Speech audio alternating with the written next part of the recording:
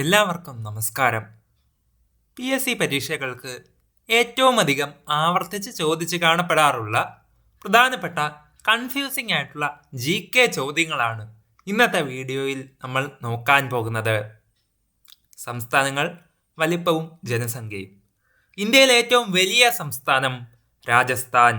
ഇന്ത്യയിലെ ഏറ്റവും ചെറിയ സംസ്ഥാനം ഗോവ. വലുത് രാജസ്ഥാൻ, ചെറിയ സംസ്ഥാനം ഗോവ. ഇന്ത്യയിലെ ഏറ്റവും ജനസംഖ്യ കൂടിയ സംസ്ഥാനം ഉത്തർപ്രദേശ്. ജനസംഖ്യ കുറഞ്ഞത് സിക്കിം. ഇന്ത്യയിലെ ഏറ്റവും കൂടുതൽ ജനസംഖ്യ ഉത്തർപ്രദേശിലും കുറവ് സിക്കിമിലുമാണ്. ജനസാന്ദ്രത ഏറ്റവും കൂടിയ സംസ്ഥാനം ബീഹാറാണ്. 1102 ചതുരശ്ര കിലോമീറ്റർ ഉണ്ട്. ജനസാന്ദ്രത കൂടുതലുള്ള മൂന്നാമത്തെ സംസ്ഥാനമാണ് നമ്മുടെ കേരളം. ജനസാന്ദ്രത ഏറ്റവും കുറഞ്ഞ സംസ്ഥാനം അരുണാചൽ പ്രദേശാണ്. 17 ചതുരശ്ര കിലോമീറ്റർ മാത്രമാണ് അരുണാചൽ പ്രദേശിലെ ജനസാന്ദ്രത. ഇന്ത്യയുടെ ആകെ ജനസാന്ദ്രത 382 ചതുരശ്ര കിലോമീറ്റർ ആണ്. ഇന്ത്യയുടെ ആകെ ജനസാന്ദ്രത 382 ചതുരശ്ര കിലോമീറ്റർ. ജനസാന്ദ്രതയിൽ കൂടുതലുള്ളതിൽ മൂന്നാം സ്ഥാനം കേരളത്തിനാണ്. കേന്ദ്രഭരണ പ്രദേശങ്ങൾ. ഏറ്റവും വലിയ കേന്ദ്രഭരണ പ്രദേശം ലഡാക്കാണ്. ഏറ്റവും ചെറിയ കേന്ദ്രഭരണ പ്രദേശം ലക്ഷദ്വീപ്. വലിയ കേന്ദ്രഭരണ പ്രദേശം ലഡാക്കും ചെറുത് ലക്ഷദ്വീപുമാണ്. ജനസംഖ്യ കൂടിയ കേന്ദ്രഭരണ പ്രദേശം ഡൽഹിയാണ്. ജനസംഖ്യ കുറഞ്ഞ കേന്ദ്രഭരണ പ്രദേശം ലക്ഷദ്വീപ്. ജനസംഖ്യ കൂടിയ കേന്ദ്രഭരണ പ്രദേശം ഡൽഹി, കുറവ് ലക്ഷദ്വീപ്. സാക്ഷരത ഏറ്റവും കൂടിയ സംസ്ഥാനം മിസോറാം. സാക്ഷരത കുറഞ്ഞത് ബീഹാറിലുമാണ്. സാക്ഷരത കൂടിയ സംസ്ഥാനം മിസോറാം, കുറവ് ബീഹാറിലുമാണ്. സാക്ഷരത കൂടിയ കേന്ദ്രഭരണ പ്രദേശം ലക്ഷദ്വീപ്. സാക്ഷരത കുറഞ്ഞ കേന്ദ്രഭരണ പ്രദേശം ദാദ്ര ആൻഡ് നാഗർ ഹവേലി. സാക്ഷരത കൂടിയ കേന്ദ്രഭരണ പ്രദേശം ലക്ഷദ്വീപും, കുറവ് ദാദ്ര ആൻഡ് നാഗർ ഹവേലിയിലും ആണ്. നദികൾ. ഇന്ത്യയിലെ ഏറ്റവും വലിയ നദി ഗംഗ. ഇന്ത്യൻ ഉപഭൂഖണ്ഡത്തിലെ ഏറ്റവും വലിയ നദി സിന്ധു. ഉപദ്വീപീയ ഇന്ത്യയിലെ ഏറ്റവും വലിയ നദി ഗോദാവരി. ഒരു സംസ്ഥാനത്തിലൂടെ മാത്രം ഒഴുകുന്നതിൽ ഏറ്റവും വലിയ നദിയും ഗോദാവരിയാണ്. എന്തൊക്കെയാണ്? ഏറ്റവും വലിയ നദി ഗംഗ. ഇന്ത്യൻ ഉപഭൂഖണ്ഡത്തിലെ ഏറ്റവും വലിയ നദി സിന്ധു. ഉപദ്വീപീയ ഇന്ത്യയിലെ ഏറ്റവും വലിയ നദി ഗോദാവരി. ഒരു സംസ്ഥാനത്തിലൂടെ മാത്രം ഒഴുകുന്നതിൽ വെച്ച് ഏറ്റവും വലിയ നദി ഗോദാവരിയാണ്. സ്ത്രീ പുരുഷ അനുപാതം ഏറ്റവും കൂടുതലുള്ള സംസ്ഥാനം നമ്മുടെ കേരളമാണ്. 1084 സ്ത്രീകൾക്ക് 1000 പുരുഷന്മാരാണ് കേരളത്തിൽ ഉള്ളത്. സ്ത്രീ പുരുഷ അനുപാതം ഏറ്റവും കുറവുള്ള സംസ്ഥാനം ഹരിയാന. സ്ത്രീ പുരുഷ അനുപാതം കൂടുതൽ കേരളത്തിൽ, കുറവ് ഹരിയാന. അക്ഷാംശ രേഖ. ഉത്തരായന രേഖയെ പറ്റി നോക്കുമ്പോൾ ഇന്ത്യയിലൂടെ കടന്നു പോകുന്ന അക്ഷാംശ രേഖ ഉത്തരായന രേഖയാണ്. ട്രോപ്പിക് ഓഫ് ക്യാൻസർ 23.5 ഡിഗ്രി വടക്ക്, 23.5 ഡിഗ്രി നോർത്ത് ആയിട്ടുള്ള അക്ഷാംശ രേഖയാണ് ഇന്ത്യയിലൂടെ കടന്നു പോകുന്നത്. ഉത്തരായന രേഖ കടന്നു പോകുന്ന സംസ്ഥാനങ്ങളുടെ എണ്ണം 8 ആണ്. ആ സംസ്ഥാനങ്ങളാണ് ഗുജറാത്ത്, രാജസ്ഥാൻ, മധ്യപ്രദേശ്, ഛത്തീസ്ഗഡ്, ജാർഖണ്ഡ്, വെസ്റ്റ് ബംഗാൾ, ത്രിപുര, മിസോറാം. വെസ്റ്റിന്ന് ഈസ്റ്റിലോട്ടുള്ള ഡയറക്ഷനിൽ പറഞ്ഞപ്പോൾ ഗുജറാത്ത്, രാജസ്ഥാൻ, മധ്യപ്രദേശ്, ഛത്തീസ്ഗഡ്, ജാർഖണ്ഡ്, വെസ്റ്റ് ബംഗാൾ, ത്രിപുര, മിസോറാം എന്നീ 8 സംസ്ഥാനത്തിലൂടെയാണ് ഉത്തരായന രേഖ കടന്നു പോകുന്നത്. ഇന്ത്യയുടെ അതിരുകൾ, അറ്റങ്ങൾ നോക്കാം. ഇന്ത്യയുടെ വടക്കേ അറ്റം ഇന്ദിരാ കോൾ. ലഡാക്കിലുള്ള ഇന്ദിരാ കോളാണ് ഇന്ത്യയുടെ വടക്കേ അറ്റം. ഇന്ത്യയുടെ തെക്കേ അറ്റം ഇന്ദിരാ പോയിന്റ് ആണ്. ഗ്രേറ്റ് നിക്കോബാർ ദ്വീപിലുള്ള ഇന്ദിരാ പോയിന്റ് ആണ് ഇന്ത്യയുടെ തെക്കേ അറ്റം. ഇന്ത്യയുടെ കിഴക്കേ അറ്റം കിബിത്തു. അരുണാചൽ പ്രദേശിലെ കിബിത്തു ആണ് ഇന്ത്യയുടെ കിഴക്കേ അറ്റം. ഇന്ത്യയുടെ പടിഞ്ഞാറേ അറ്റം ഗുജറാത്തിലെ ഗുഹാർ മോത്തി. ഇന്ത്യയുടെ പടിഞ്ഞാറേ അറ്റം ഗുജറാത്തിലുള്ള ഗുഹാർ മോത്തി. ഇന്ത്യൻ ഉപദ്വീപിന്റെ തെക്കേ അറ്റം കന്യാകുമാരി. ഇന്ത്യൻ ഉപദ്വീപിന്റെ തെക്കേ അറ്റം കന്യാകുമാരിയാണ്. കൊടുമുടികൾ.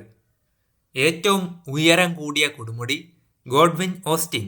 മൗണ്ട് കേറ്റു എന്നും അറിയപ്പെടുന്ന ഗോഡ്വിൻ ഓസ്റ്റിൻ ആണ് ഇന്ത്യയിലെ ഏറ്റവും ഉയരം കൂടിയ കൊടുമുടി. പൂർണ്ണമായും ഇന്ത്യയിൽ സ്ഥിതി ചെയ്യുന്ന ഏറ്റവും വലിയ കൊടുമുടി കാഞ്ചൻജംഗയാണ്. സിക്കിമിലുള്ള കാഞ്ചൻജംഗയാണ് പൂർണ്ണമായും ഇന്ത്യയിൽ സ്ഥിതി ചെയ്യുന്ന ഏറ്റവും ഉയരം കൂടിയത് അല്ലെങ്കിൽ ഏറ്റവും വലിയ കൊടുമുടി.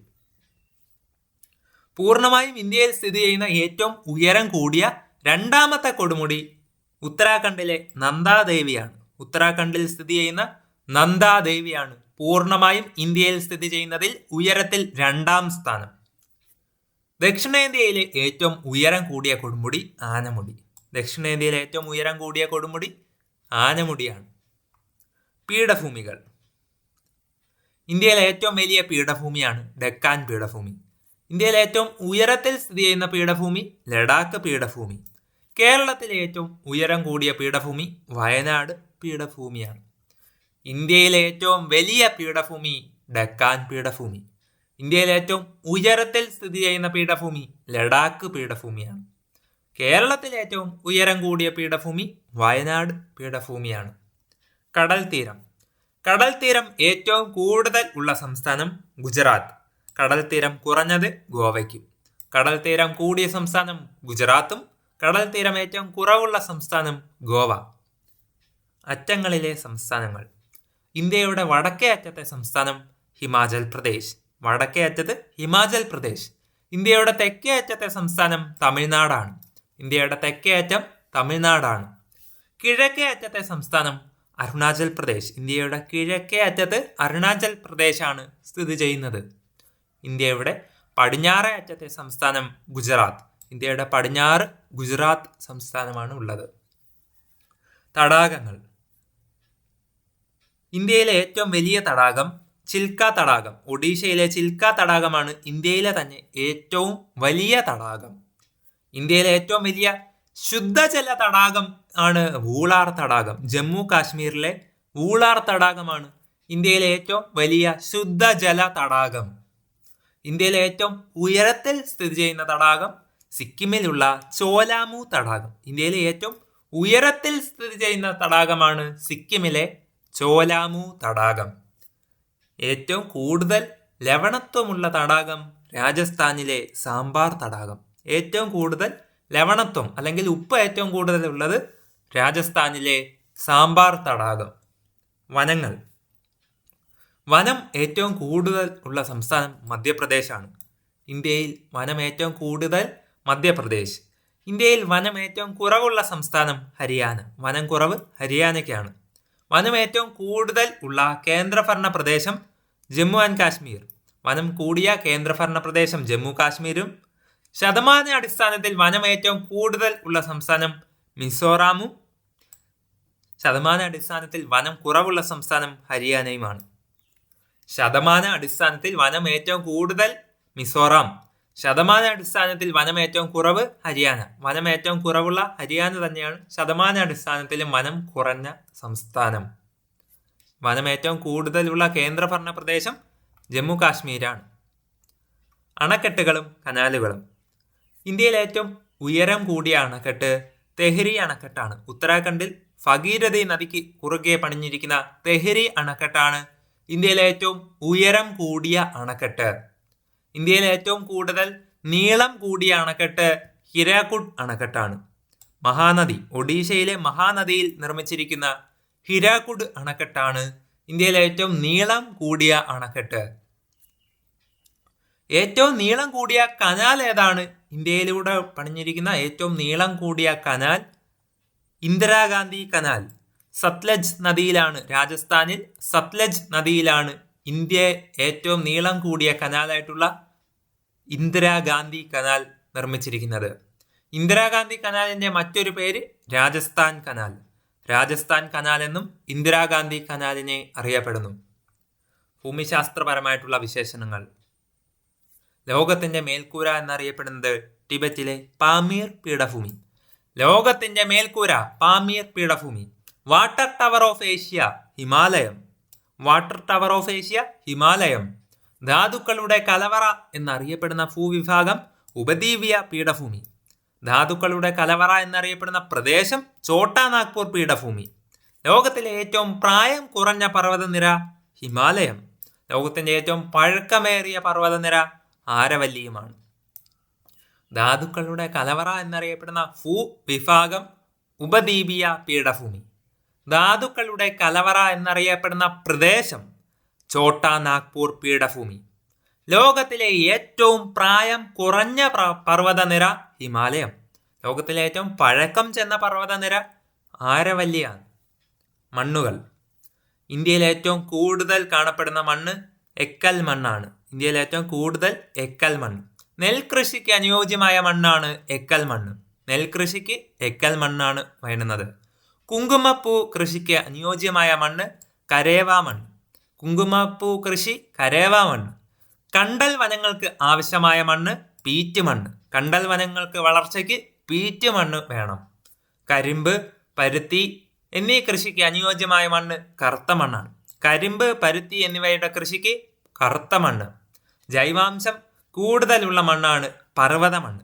ജൈവാംശം ഏറ്റവും അധികം കൂടുതലുള്ള മണ്ണ് പർവ്വത മണ്ണ്. കേരളത്തിൽ ഏറ്റവും കൂടുതൽ കാണപ്പെടുന്ന മണ്ണ് ലാറ്ററൈറ്റ് മണ്ണ് അഥവാ ചെങ്കൽ മണ്ണാണ്. കേരളത്തിൽ ഏറ്റവും കൂടിയ അളവിൽ കാണപ്പെടുന്ന മണ്ണ് ലാറ്ററൈറ്റ് മണ്ണ് അല്ലെങ്കിൽ ചെങ്കൽ മണ്ണ്. മൺസൂൺ. തെക്ക് പടിഞ്ഞാറൻ മൺസൂൺ കാലം എന്നറിയപ്പെടുന്നത് ജൂൺ മുതൽ സെപ്റ്റംബർ മാസം വരെയാണ്. ജൂൺ മുതൽ സെപ്റ്റംബർ വരെയാണ് തെക്കു പടിഞ്ഞാറൻ മൺസൂൺ. വടക്ക് കിഴക്കൻ മൺസൂൺ കാലം എന്നറിയപ്പെടുന്നത് ഒക്ടോബർ മുതൽ നവംബർ വരെ. വടക്ക് കിഴക്കൻ മൺസൂൺ കാലം ഒക്ടോബർ മുതൽ നവംബർ മാസം വരെയാണ്. ദ്വീപുകളും കോടതികളും. ലക്ഷദ്വീപ് സ്ഥിതി ചെയ്യുന്നത് ഏത് കടലിലാണ്? അറബിക്കടൽ. ലക്ഷദ്വീപ് അറബിക്കടലിലും ആൻഡമാൻ നിക്കോബാർ സ്ഥിതി ചെയ്യുന്നത് ബംഗാൾ ഉൾക്കടലിൽ.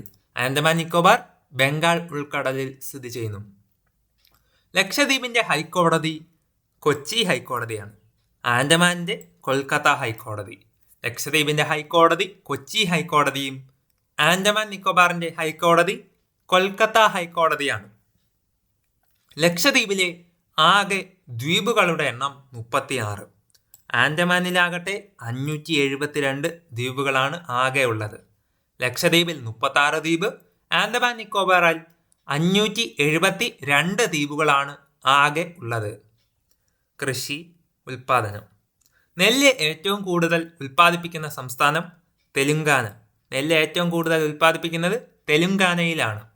ഗോതമ്പ് ഏറ്റവും കൂടുതൽ ഉൽപ്പാദിപ്പിക്കുന്ന സംസ്ഥാനം ഉത്തർപ്രദേശ്. ഗോതമ്പ് ഏറ്റവും കൂടുതലായിട്ട് ഉൽപ്പാദിപ്പിക്കുന്നത് ഉത്തർപ്രദേശ്. ചണം ഏറ്റവും കൂടുതലായി ഉൽപ്പാദിപ്പിക്കുന്ന സംസ്ഥാനം പശ്ചിമ ബംഗാൾ. ചണം ഏറ്റവും കൂടുതൽ ഉള്ളത് പശ്ചിമ ബംഗാൾ. പരുത്തി ഏറ്റവും കൂടുതൽ ഉൽപ്പാദിപ്പിക്കുന്ന സംസ്ഥാനം ഗുജറാത്തിലാണ്. പരുത്തി ഏറ്റവും കൂടുതൽ ഗുജറാത്ത്. നെല്ല് തെലുങ്കാന, ഗോതമ്പ് ഉത്തർപ്രദേശ്, ചണം പശ്ചിമ ബംഗാൾ, പരുത്തി ഗുജറാത്തിലുമാണ് ഏറ്റവും കൂടുതലായി ഉൽപ്പാദിപ്പിക്കുന്നത്. തുറമുഖങ്ങൾ. ഇന്ത്യയിലെ ഏറ്റവും വലിയ തുറമുഖം മുംബൈ തുറമുഖം. ഇന്ത്യയിലെ ഏറ്റവും വലിയ തുറമുഖമാണ് മുംബൈ തുറമുഖം. ഇന്ത്യയിലെ ഏറ്റവും വലിയ തിരക്കേറിയ തുറമുഖം ജവഹർലാൽ നെഹ്റു തുറമുഖം അല്ലെങ്കിൽ നാവശേവ തുറമുഖം. മഹാരാഷ്ട്രയിലുള്ള നാവശേവ തുറമുഖമാണ് ഇന്ത്യയിലെ ഏറ്റവും കൂടുതൽ തിരക്കേറിയ തുറമുഖം. അടുത്തതായി ദേശീയ ജലപാതകൾ. ദേശീയ ജലപാത 1 നാഷണൽ വാട്ടർവേ 1 ഗംഗാ നദിയിലാണ് ഉള്ളത്. അലഹാബാദിനെ ഹാൽഡിയയുമായിട്ട് ബന്ധിപ്പിക്കുന്നതാണ് ദേശീയ ജലപാത 1. ദേശീയ ജലപാത 2 ബ്രഹ്മപുത്ര നദിയിലാണുള്ളത്. സാദിയ ദുബ്രിയുമായി ബന്ധിപ്പിക്കുന്നു. സാദിയ എന്ന സ്ഥലത്തെ ദുബ്രിയുമായി ബന്ധിപ്പിക്കുന്നു നാഷണൽ വാട്ടർവേ 2. അടുത്തതായി വെസ്റ്റ് കോസ്റ്റ് കനാൽ എന്നും അറിയപ്പെടുന്ന ദേശീയ ജലപാത 3 ആണ്. കൊല്ലത്തെ കോഴിക്കോടുമായി ബന്ധിപ്പിക്കുന്നു നാഷണൽ വാട്ടർവേ 3. കൊല്ലം കോഴിക്കോടായി ബന്ധിപ്പിക്കുന്നു national waterway 3. West coast canal എന്നും അറിയപ്പെടുന്നത് നാഷണൽ വാട്ടർവേ 3-നെയാണ്. ഈസ്റ്റ് കോസ്റ്റ് കനാൽ എന്നറിയപ്പെടുന്ന ദേശീയ ജലപാത 5 ആണ്. താൽച്ചറിനെ ധാമറയുമായിട്ട് ബന്ധിപ്പിക്കുന്നു east coast canal. Talcher to Dhamra. National waterway 5. അടുത്തതായി ബയോസ്ഫിയർ റിസർവ്. ഇന്ത്യയിലെ ആദ്യത്തെ ബയോസ്ഫിയർ റിസർവാണ് നീലഗിരി ബയോസ്ഫിയർ റിസർവ്. ഇന്ത്യയിലെ ആദ്യം വന്ന ബയോസ്ഫിയർ റിസർവ് നീലഗിരിയാണ്. ഇന്ത്യയിലെ ഏറ്റവും വലിയ ബയോസ്ഫിയർ റിസർവാണ് ഗ്യാൻ ഭാരതി. ഗുജറാത്തിലെ ഗ്യാൻ ഭാരതിയാണ് ഇന്ത്യയിലെ ഏറ്റവും വലിയ ബയോസ്ഫിയർ റിസർവ്. ജ്ഞാനപീഠ പുരസ്കാരം. ജ്ഞാനപീഠം നേടിയ ആദ്യ വ്യക്തി ജി ശങ്കരക്കുറുപ്പാണ്. അദ്ദേഹത്തിൻ്റെ ഓടക്കുഴൽ എന്ന കൃതിക്കാണ് ആദ്യമായി ജി ശങ്കരക്കുറുപ്പ് ജ്ഞാനപീഠം നേടിയത്. ജ്ഞാനപീഠം നേടിയ ആദ്യത്തെ വനിത ആശാപൂർണാദേവി. കൃതി ഏതാണ്? പ്രഥം പ്രതിശ്രുതി. പ്രഥം പ്രതിശ്രുതി എന്ന കൃതിക്ക് ആശാപൂർണാദേവിക്കാണ് ജ്ഞാനപീഠം നേടാൻ പറ്റിയ ആദ്യത്തെ വനിതയായി തീരാനുള്ള അവസരം ലഭിച്ചത്. അടുത്തതായി ധ്യാൻചന്ദ് ഖേൽ രത്ന പുരസ്കാരം. ധ്യാൻചന്ദ് ഖേൽ രത്ന പുരസ്കാരം നേടിയ ആദ്യ വ്യക്തി വിശ്വനാഥൻ ആനന്ദ്. 1991-92 കാലഘട്ടത്തിൽ വിശ്വനാഥൻ ആനന്ദിനാണ് ധ്യാൻചന്ദ് ഖേൽ രത്ന പുരസ്കാരം ആദ്യമായി നേടിയത്. ധ്യാൻചന്ദ് ഖേൽ രത്ന പുരസ്കാരം നേടിയ ആദ്യ വനിത കർണം മല്ലേശ്വരി. കർണം മല്ലേശ്വരിക്ക് ധ്യാൻചന്ദ് ഖേൽ രത്ന പുരസ്കാരം ആദ്യമായി നേടാൻ പറ്റിയ വനിതയാണ്. ആദ്യമായി മലയാളി വിജയിയായി വന്നത് ധ്യാൻചന്ദ് ഖേൽ രത്ന പുരസ്കാരം ആദ്യമായി നേടിയ മലയാളി KM ബീനാമോൾ. വർഷം 2002-2003 കാലഘട്ടത്തിൽ KM ബീനാമോളാണ് ആദ്യത്തെ മലയാളിയായിട്ടുള്ള വിജയി. രണ്ടാമത്തെ മലയാളി വിജയി അഞ്ജു ബോബി ജോർജ്. 2003-2004 കാലഘട്ടത്തിൽ രണ്ടാമത്തെ ധ്യാൻചന്ദ് ഖേൽ രത്ന പുരസ്കാര ജേതാവായിട്ടുള്ള മലയാളിയാണ് അഞ്ജു ബോബി ജോർജ്. മൂന്നാമതായി ധ്യാൻചന്ദ് ഖേൽ രത്ന പുരസ്കാരം നേടിയ മലയാളി PR ശ്രീജേഷ്. വർഷം 2021 PR ശ്രീജേഷിനും മൂന്നാമതായിട്ട് ധ്യാൻചന്ദ് ഖേൽ രത്ന പുരസ്കാരം നേടാൻ പറ്റിയ മലയാളിയാകാനുള്ള അവസരം ലഭിച്ചു. വ്യവസായങ്ങളും കനികളും. ഇന്ത്യയിലെ ഏറ്റവും വലിയ കൃഷി അധിഷ്ഠിത വ്യവസായം പരുത്തി തുണി വ്യവസായമാണ്. ഇന്ത്യയിലെ ഏറ്റവും വലിയ കൃഷി അധിഷ്ഠിത വ്യവസായമാണ് പരുത്തി തുണി വ്യവസായം. ഇന്ത്യയിലെ ഏറ്റവും വലിയ ധാതു അധിഷ്ഠിത വ്യവസായം ഇരുമ്പുരുക്ക് വ്യവസായം. ഇന്ത്യയിലെ ഏറ്റവും വലിയ ധാതു അധിഷ്ഠിത വ്യവസായം ഇരുമ്പുരുക്ക് വ്യവസായം. ഇന്ത്യയിലെ പ്രധാനപ്പെട്ട സ്വർണ്ണ ഖനികളാണ് കോളാർ, ഹട്ടി.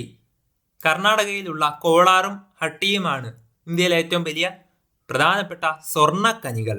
ഇന്ത്യയിലെ ഏറ്റവും പ്രധാനപ്പെട്ട വജ്രഖനി മധ്യപ്രദേശിലെ പന്ന. മധ്യപ്രദേശിലുള്ള പന്ന എന്ന സ്ഥലമാണ് ഇന്ത്യയിലെ ഏറ്റവും വലിയ വജ്രഖനി. റെയിൽവേ. ഇന്ത്യയിൽ ആദ്യമായി റെയിൽവേ വന്ന വർഷം 1853 ഏപ്രിൽ 16. ബോംബെ മുതൽ താനെ വരെ ഡൽഹൌസി പ്രഭുവിന്റെ കാലത്താണ് ഇന്ത്യയിൽ ആദ്യമായി ട്രെയിൻ ഓടിയത്. 1853 ഏപ്രിൽ 16. കേരളത്തിൽ ആദ്യമായി റെയിൽവേ വന്ന വർഷം 1861. ബേപ്പൂർ മുതൽ തിരൂർ വരെയാണ് അന്ന് ട്രെയിൻ സർവീസ് നടത്തിയത്. ബേപ്പൂർ മുതൽ തിരൂർ വരെ വർഷം 1861 കേരളത്തിൽ ആദ്യമായി റെയിൽവേ വന്നു. പോഷക നദികൾ. സിന്ധുവിന്റെ ഏറ്റവും വലിയ പോഷക നദി ചിനാബ്. സിന്ധുവിന്റെ ഏറ്റവും വലിയ പോഷക നദി ചിനാബും സിന്ധുവിന്റെ ഇന്ത്യയിലൂടെ ഒഴുകുന്നതിൽ വെച്ച് ഏറ്റവും വലിയ നദി സത്ലജുമാണ്. സിന്ധുവിൽ ഇന്ത്യയിലൂടെ ഒഴുകുന്നതിൽ ഏറ്റവും വലിയ നദി സത്ലജ്. സിന്ധുവിന്റെ ഏറ്റവും ചെറിയ പോഷക നദി ബിയാസ്. സിന്ധുവിന്റെ ഏറ്റവും ചെറിയ പോഷക നദി ബിയാസ്. ഗംഗയുടെ ഏറ്റവും വലിയ പോഷക നദി യമുന. ഗംഗാ നദിയുടെ ഏറ്റവും വലിയ പോഷക നദി യമുന. ബ്രഹ്മപുത്രയുടെ ഏറ്റവും വലിയ പോഷക നദിയാണ് സുബൻസിരി. ബ്രഹ്മപുത്രയുടെ സുബൻസിരി. ഗംഗയുടെ യമുന. സിന്ധുവിന്റെ ഏറ്റവും വലിയ പോഷക നദി ചിനാബുമാണ്. ദേശീയ ഗാനവും ദേശീയ ഗീതവും. ദേശീയ ഗാനമായിട്ട് ജനഗണമന ആദ്യമായി ആലപിച്ച വർഷം 1911 കൊൽക്കത്ത സമ്മേളനത്തിൽ വെച്ചാണ്. 1911 കൊൽക്കത്ത സമ്മേളനത്തിലാണ് ജനഗണമന ദേശീയ ഗാനമായി ആദ്യമായി ആലപിച്ച വർഷം. ദേശീയ ഗീതമായ വന്ദേ മാതരം ആദ്യമായി ആലപിച്ച വർഷം 1896 കൊൽക്കത്ത സമ്മേളനത്തിൽ വെച്ചാണ്. INCയുടെ 1896 കൊൽക്കത്ത സമ്മേളനത്തിലാണ് ദേശീയ ഗീതമായ വന്ദേ മാതരം ആദ്യമായി ആലപിച്ചത്. ബാങ്കിംഗ് രംഗം. ഇന്ത്യയിലെ ഏറ്റവും വലിയ പൊതുമേഖലാ bank state bank of India. 1955 state bank of India സ്ഥാപിച്ചത്. ഇന്ത്യയിലെ ഏറ്റവും വലിയ രണ്ടാമത്തെ പൊതുമേഖലാ bank Punjab national bank.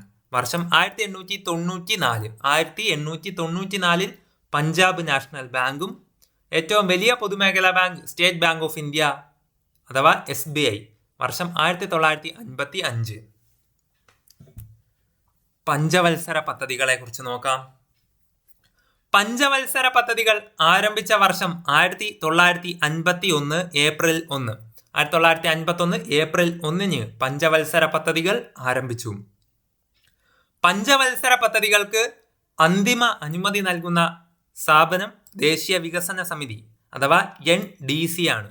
NDC സ്ഥാപിതമായത് 1952 ഓഗസ്റ്റ് 6. പഞ്ചവത്സര പദ്ധതിക്ക് അന്തിമ അനുമതി നൽകുന്നത് ദേശീയ വികസന സമിതിയാണ്. പഞ്ചവത്സര പദ്ധതികൾക്ക് രൂപരേഖ നൽകുന്നത് ആസൂത്രണ കമ്മീഷൻ, പ്ലാനിംഗ് കമ്മീഷൻ ആണ്. പ്ലാനിംഗ് കമ്മീഷൻ സ്ഥാപിതമായത് 1950 മാർച്ച് 15. ആസൂത്രണ കമ്മീഷൻ വന്നത് 1950 മാർച്ച് 15. അടുത്തതായി ഭാരത് രത്ന പുരസ്കാരം. ഇന്ത്യയിലെ ഏറ്റവും ഉയർന്ന ബഹുമതിയായിട്ടുള്ള ഭാരത് രത്നം നൽകി തുടങ്ങിയ വർഷം 1954. ഭാരത് രത്നം നൽകി തുടങ്ങിയ വർഷം 1954. ഭാരത് രത്നത്തിന്റെ ഫലകം രൂപകൽപ്പന ചെയ്തത് നന്ദലാൽ ബോസ്. ഭാരത് രത്നത്തിന്റെ ഫലകം രൂപകൽപ്പന ചെയ്ത വ്യക്തിയാണ് നന്ദലാൽ ബോസ്. ഭാരത് രത്നം ആദ്യമായി വാങ്ങിയവർ C Rajagopal Achari, CV Raman, doctor S Radhakrishnan. C Rajagopal Achari, CV Raman, doctor S Radhakrishnan എന്നിവർക്കാണ് ഭാരത് രത്നം ആദ്യമായി ലഭിച്ചത്. മരണാനന്തരം ഭാരത് രത്ന പുരസ്കാരം ആദ്യമായി ലഭിച്ചത് ലാൽ ബഹദൂർ ശാസ്ത്രിക്കാണ്. വർഷം 1966. മരണാനന്തരം ആദ്യമായി ഭാരത് രത്നം ലഭിച്ച വനിത അരുണ ആസഫ് അലി. വർഷം 1997. മരണാനന്തരം ആദ്യമായി ലഭിച്ച വ്യക്തി ലാൽ ബഹദൂർ ശാസ്ത്രി, 1966. മരണാനന്തരം ആദ്യമായി ഭാരത് രത്നം ലഭിച്ച വനിത അരുണ ആസഫ് അലി, വർഷം 1997. ഭാരത് രത്നം ലഭിച്ച ആദ്യത്തെ വിദേശി ഖാൻ അബ്ദുൽ ഗാഫർ ഖാൻ. 1987 ഖാൻ അബ്ദുൽ ഗാഫർ ഖാൻ ആണ് ഭാരത് രത്നം ലഭിച്ച ആദ്യ വിദേശി. രണ്ടാമത്തെ വിദേശിയായിട്ട് നെൽസൺ മണ്ടേലയും വരുന്നുണ്ട്. നെൽസൺ മണ്ടേലയ്ക്ക് 1990 ഭാരത് രത്നം ലഭിച്ചു. രണ്ടാമത്തെ വിദേശിയായിട്ടുള്ള വ്യക്തിയാണ്. പിതാക്കന്മാരും ശില്പികളും. ഇന്ത്യൻ ആസൂത്രണത്തിന്റെ പിതാവ് എന്നറിയപ്പെടുന്നത് M വിശ്വേശ്വരയ്യ. ഇന്ത്യൻ ആസൂത്രണത്തിന്റെ പിതാവ് വിശ്വേശ്വരയ്യ. ഇന്ത്യൻ എഞ്ചിനീയറിംഗിന്റെ പിതാവും വിശ്വേശ്വരയ്യ. ഇന്ത്യൻ എഞ്ചിനീയറിംഗിന്റെ പിതാവ് എന്നും അറിയപ്പെടുന്നത് വിശ്വേശ്വരയ്യ. ഇന്ത്യൻ ആസൂത്രണത്തിന്റെ ശില്പിയാണ് വിശ്വേശ്വരയ്യ. ഇന്ത്യൻ ബഡ്ജറ്റിന്റെ പിതാവ് PC മഹലനോബിസ്. ഇന്ത്യൻ സ്റ്റാറ്റിസ്റ്റിക്സിന്റെ പിതാവ് വിശ്വേശ്വരയ്യ ആണ്.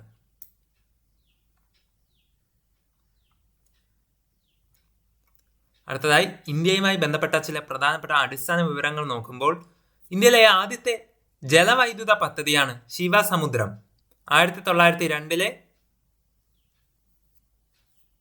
കാവേരി നദിയിൽ കുറുകെ പണിഞ്ഞിരിക്കുന്ന ശിവസമുദ്രമാണ് ഇന്ത്യയിലെ ആദ്യത്തെ ജലവൈദ്യുത പദ്ധതി. ഇന്ത്യയിലെ ആദ്യ ജലവൈദ്യുത പദ്ധതി ശിവസമുദ്രം പ്രോജക്റ്റാണ്.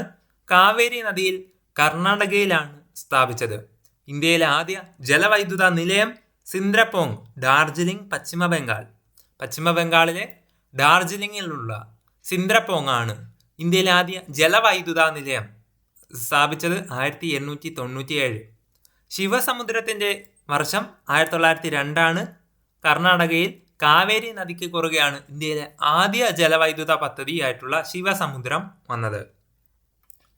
ദക്ഷിണഗംഗ, വൃദ്ധഗംഗ എന്നും അറിയപ്പെടുന്നത് ഗോദാവരി. ദക്ഷിണഗംഗ എന്നും വൃദ്ധഗംഗ എന്നും അറിയപ്പെടുന്നത് ഗോദാവരി. തെലുങ്ക് ഗംഗ, അർത്ഥഗംഗ, പാതാളഗംഗ അതെല്ലാം അറിയപ്പെടുന്നത് കൃഷ്ണയാണ്. ദക്ഷിണഗംഗ, വൃദ്ധഗംഗ, ഗോദാവരി. തെലുങ്ക് ഗംഗ, അർദ്ധഗംഗ, പാതാളഗംഗ എന്നെല്ലാം അറിയപ്പെടുന്നത് കൃഷ്ണ നദിയാണ്. സ്വതന്ത്ര ഇന്ത്യയിലെ ആദ്യത്തെ വിവിധോദ്ദേശ ജലവൈദ്യുത പദ്ധതി ദാമോദർ വാലി പ്രോജക്റ്റാണ്. ദാമോദർ വാലി പ്രോജക്റ്റാണ് സ്വതന്ത്ര ഇന്ത്യയിലെ ആദ്യത്തെ വിവിധോദ്ദേശ ജലവൈദ്യുത പദ്ധതി. അമേരിക്കയുടെ ടെന്നീസ് വാലി അതോറിറ്റിയുടെ മാതൃകയിൽ നിർമ്മിച്ച പദ്ധതിയാണ് ദാമോദർ വാലി പദ്ധതി. ദാമോദർ വാലി പ്രോജക്റ്റ് അമേരിക്കയുടെ ടെന്നീസ് വാലി അതോറിറ്റിയുടെ മാതൃകയിലാണ് നിർമ്മിച്ചിട്ടുള്ളത്. സുവർണ നാര് എന്നറിയപ്പെടുന്നത് എന്തിനെയാണ്? ചണം. സുവർണ നാര് ചണമാണ്. സാർവത്രിക നാര് അല്ലെങ്കിൽ യൂണിവേഴ്സൽ ഫൈബർ ആണ് പരുത്തി. സുവർണ നാര് ചണം, സാർവത്രിക നാര് പരുത്തി. രാജ്യത്തിന് പുറത്ത് സ്ഥാപിതമായ ഇന്ത്യയുടെ ആദ്യത്തെ പോസ്റ്റ് ഓഫീസ് ദക്ഷിണ ഗംഗോത്രിയിലാണ്. അതായത് അന്റാർട്ടിക്കയിലെ ദക്ഷിണ ഗംഗോത്രിയിൽ വർഷം 1983-84 കാലഘട്ടത്തിൽ രാജ്യത്തിന് പുറത്ത് സ്ഥാപിതമായ ആദ്യ ഇന്ത്യയുടെ പോസ്റ്റ് ഓഫീസാണ് ദക്ഷിണ ഗംഗോത്രി. അന്റാർട്ടിക്കയിലെ ഇന്ത്യയുടെ ആദ്യത്തെ പര്യവേക്ഷണ കേന്ദ്രം കൂടിയാണ് ദക്ഷിണ ഗംഗോത്രി. അന്റാർട്ടിക്കയിലുള്ള ഇന്ത്യയിലെ ആദ്യത്തെ പര്യവേക്ഷണ കേന്ദ്രം ദക്ഷിണ ഗംഗോത്രി. രണ്ടാമതായി മൈത്രി, മൂന്നാമതായിട്ട് അന്റാർട്ടിക്കയിൽ സ്ഥാപിച്ച പര്യവേക്ഷണ കേന്ദ്രം ഭാരതി. ദക്ഷിണ ഗംഗോത്രി, മൈത്രി, ഭാരതി എന്നിവയാണ് അന്റാർട്ടിക്കയിൽ ഉള്ള ഇന്ത്യയുടെ പര്യവേക്ഷണ കേന്ദ്രങ്ങൾ. ഇന്ത്യയുടെ ആർട്ടിക്കിൽ സ്ഥാപിച്ച ഒരേ ഒരു പര്യവേക്ഷണ കേന്ദ്രം ഹിമാദ്രിയാണ്. ആർട്ടിക്കിൽ ഇന്ത്യയുടേതായിട്ടുള്ള ഒരു പര്യവേക്ഷണ കേന്ദ്രം ഹിമാദ്രി. ഇന്ത്യൻ ബഹിരാകാശ ഗവേഷണ കേന്ദ്രത്തിന് നേതൃത്വം നൽകുന്നത് ISRO ആണ്. ISRO 1969 ഓഗസ്റ്റ് 15 സ്ഥാപിച്ചത്. ഇതിൻ്റെ ആസ്ഥാനം ബാംഗ്ലൂരുള്ള അന്തരീക്ഷ് ഭവനാണ്. ഇന്ത്യൻ ബഹിരാകാശ ഗവേഷണ കേന്ദ്രത്തിന് നേതൃത്വം നൽകുന്ന സ്ഥാപനം ISRO. ISRO വന്നത് 1969 ആഗസ്റ്റ് 15. ISROയുടെ ആസ്ഥാനം ബാംഗ്ലൂരിലെ അന്തരീക്ഷ് ഭവൻ. ഇന്ത്യയുടെ റോക്കറ്റ് വിക്ഷേപണ കേന്ദ്രമാണ് തുമ്പയിൽ ഉള്ള VSSC ആണ് ഇന്ത്യയുടെ റോക്കറ്റ് വിക്ഷേപണ കേന്ദ്രം. തുമ്പയിലുള്ള VSSC, തുമ്പ തിരുവനന്തപുരത്താണ്. ഇന്ത്യയുടെ ഉപഗ്രഹ വിക്ഷേപണ കേന്ദ്രം ശ്രീഹരിക്കോട്ടയാണ്. ഇന്ത്യയുടെ ഉപഗ്രഹ വിക്ഷേപണ കേന്ദ്രമാണ് ശ്രീഹരിക്കോട്ട, സതീഷ് ധവാൻ സ്പേസ് സെന്റർ ശ്രീഹരിക്കോട്ട. ഇത് ആന്ധ്രാപ്രദേശിലാണ് സ്ഥിതി ചെയ്യുന്നത്. ഇന്ത്യയുടെ മിസൈൽ വിക്ഷേപണ കേന്ദ്രം വീലർ ദ്വീപാണ്. ഒഡീഷയിൽ ചാന്ദിപ്പൂർ എന്ന സ്ഥലത്തുള്ള വീലർ ദ്വീപാണ് ഇന്ത്യയുടെ മിസൈൽ വിക്ഷേപണ കേന്ദ്രം. APJ അബ്ദുൽ കലാം ദ്വീപ് എന്നും വീലർ ദ്വീപിനെ വിളിക്കാറുണ്ട്. വീലർ ദ്വീപ് അഥവാ APJ അബ്ദുൽ കലാം ദ്വീപ് ഇന്ത്യയുടെ മിസൈൽ വിക്ഷേപണ കേന്ദ്രമാണ്. സ്വതന്ത്ര ഇന്ത്യയിലെ ആദ്യത്തെ വിദ്യാഭ്യാസ മന്ത്രിയായിട്ടുള്ളത് മൗലാന അബുൽ കലാം ആസാദ്. മൗലാന അബുൽ കലാം ആസാദാണ് സ്വതന്ത്ര ഇന്ത്യയിലെ ആദ്യത്തെ വിദ്യാഭ്യാസ മന്ത്രി. മൗലാന അബുൽ കലാം ആസാദ്. ഇന്ത്യയുടെ വിദ്യാഭ്യാസ ദിനം നവംബർ 11 മൗലാന അബുൽ കലാം ആസാദിന്റെ ജന്മദിനമാണ്. നവംബർ 11 ഇന്ത്യയിൽ വിദ്യാഭ്യാസ ദിനമായിട്ട് ആഘോഷിക്കുന്നത്. മൗലാന അബുൽ കലാം ആസാദിന്റെ ആത്മകഥ ഇന്ത്യ സ്വാതന്ത്ര്യം നേടുന്നു, ഇന്ത്യ വിൻസ് ഫ്രീഡം ആണ് മൗലാന അബുൽ കലാം ആസാദിന്റെ ആത്മകഥ. മൗലാന അബുൽ കലാം ആസാദിന്റെ പത്രങ്ങൾ അൽ ഹിലാലും അൽ ബലാഖും. അൽ ഹിലാൽ, അൽ ബലാഖ് എന്നീ പത്രങ്ങൾ മൗലാന അബുൽ കലാം ആസാദിന്റെയാണ്. മൗലിക അവകാശങ്ങൾ ഭരണഘടനയുടെ 3-ാം ഭാഗത്താണ് ഉള്ളത്. മൗലിക അവകാശങ്ങളെ പറ്റി പ്രതിപാദിക്കുന്ന ഭരണഘടനാ ഭാഗം 3. മൗലിക അവകാശങ്ങളെക്കുറിച്ചുള്ള ആർട്ടിക്കിൾസ് 12 മുതൽ 35 വരെയാണ്. മൗലിക അവകാശത്തെ പറ്റി പ്രതിപാദിക്കുന്ന ആർട്ടിക്കിൾ 12 മുതൽ 35 വരെ. മൗലിക അവകാശങ്ങൾ ഇന്ത്യ കടമെടുത്തിരിക്കുന്നത് അമേരിക്കയിൽ നിന്നുമാണ്. മൗലിക അവകാശം അമേരിക്കയിൽ നിന്നുമാണ് ഇന്ത്യ കടം കൊണ്ടിരിക്കുന്നത്. മൗലിക അവകാശങ്ങളുടെ ശില്പി എന്നറിയപ്പെടുന്ന വ്യക്തി സർദാർ വല്ലഭായ് പട്ടേൽ. സർദാർ വല്ലഭായ് പട്ടേലാണ് മൗലിക അവകാശങ്ങളുടെ ശില്പി എന്ന പേരിലും അറിയപ്പെടുന്നത്. മൗലിക അവകാശങ്ങളെക്കുറിച്ച് പ്രമേയം പാസാക്കിയ കോൺഗ്രസ് സമ്മേളനം 1931 കറാച്ചി സമ്മേളനമാണ്. സർദാർ വല്ലഭായ് പട്ടേലാണ് അന്ന് അധ്യക്ഷനായിരുന്നത്. 1931 കറാച്ചി സമ്മേളനത്തിലാണ് മൗലിക അവകാശങ്ങളെക്കുറിച്ച് പ്രമേയം പാസാക്കിയ കോൺഗ്രസ് സമ്മേളനം. മൗലിക അവകാശങ്ങളുടെ പ്രഖ്യാപനം ആയിരിക്കും ഭാവി ഇന്ത്യയുടെ ഭരണഘടനയുടെ അടിസ്ഥാനം എന്ന് പ്രഖ്യാപിച്ച കോൺഗ്രസ് സമ്മേളനം 1927 മദ്രാസ് സമ്മേളനമാണ്. MA അൻസാരി അധ്യക്ഷനായിരുന്ന മദ്രാസ് സമ്മേളനത്തിലാണ് മൗലികാവകാശങ്ങളുടെ പ്രഖ്യാപനമായിരിക്കും ഭാവി ഇന്ത്യൻ ഭരണഘടനയുടെ അടിസ്ഥാനം എന്ന് കോൺഗ്രസ് പ്രഖ്യാപിച്ചത്. 1927 മദ്രാസ് സമ്മേളനം.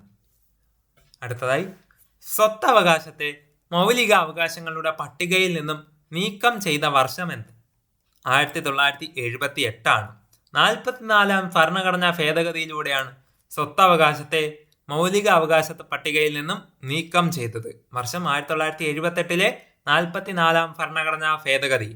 ഭേദഗതി നിലവിൽ വരുമ്പോൾ ഇന്ത്യൻ പ്രധാനമന്ത്രി മൊറാർജി ദേശായി, പ്രസിഡന്റായിരുന്നത് നീലം സഞ്ജീവ റെഡ്ഡി. 44ാം ഭരണഘടനാ ഭേദഗതി നിലവിൽ വന്നപ്പോൾ ഇന്ത്യൻ പ്രധാനമന്ത്രി മൊറാർജി ദേശായി, ഇന്ത്യൻ പ്രസിഡന്റായിട്ട് നീലം സഞ്ജീവ റെഡ്ഡിയുമാണ് ഉള്ളത്. സ്വത്തവകാശം ഇപ്പോൾ ആർട്ടിക്കിൾ 300A പ്രതിപാദിക്കുന്നത്.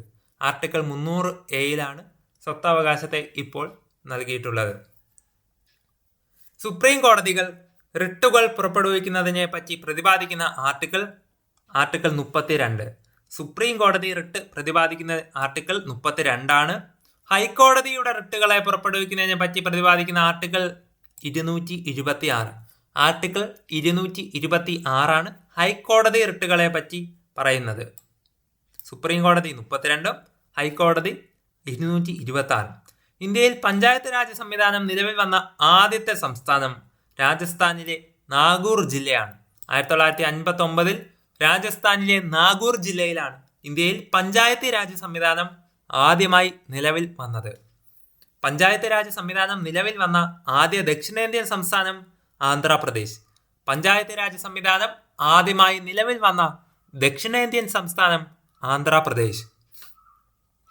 ഇന്ത്യയിലെ ഏറ്റവും ഉയർന്ന സിവിലിയൻ പുരസ്കാരം ഭാരത് രത്നം. 1954 മുതലാണ് ഭാരത് രത്നം നൽകി തുടങ്ങിയത്. ഇന്ത്യയിലെ ഏറ്റവും ഉയർന്ന സിവിലിയൻ പുരസ്കാരമാണ്. ഇന്ത്യയിലെ ഏറ്റവും ഉയർന്ന സൈനിക പുരസ്കാരം പരമവീർ ചക്രയാണ്. പരമവീര ചക്രയാണ് ഇന്ത്യയിലെ ഏറ്റവും ഉയർന്ന സൈനിക പുരസ്കാരം. ക്ലാസിക്കൽ ഭാഷാ പദവി ലഭിച്ച ആദ്യത്തെ ഇന്ത്യൻ ഭാഷ തമിഴാണ്. 2004 തമിഴിനാണ് ക്ലാസിക്കൽ ഭാഷാ പദവി ലഭിച്ച ആദ്യത്തെ ഇന്ത്യൻ ഭാഷ ആയിട്ടുള്ളത്. തമിഴ് വർഷം 2004. ക്ലാസിക്കൽ ഭാഷാ പദവി ലഭിച്ച അവസാനത്തെ ഇന്ത്യൻ ഭാഷ ഒഡിയ. ക്ലാസിക്കൽ ഭാഷാ പദവി ലാസ്റ്റ് ലഭിച്ചത് ഒഡിയ എന്ന ഭാഷയ്ക്കാണ്. ക്ലാസിക്കൽ ഭാഷകളുടെ എണ്ണം നിലവിൽ 11. 11 ക്ലാസിക്കൽ ഭാഷയുണ്ട്. അതേതൊക്കെയാ?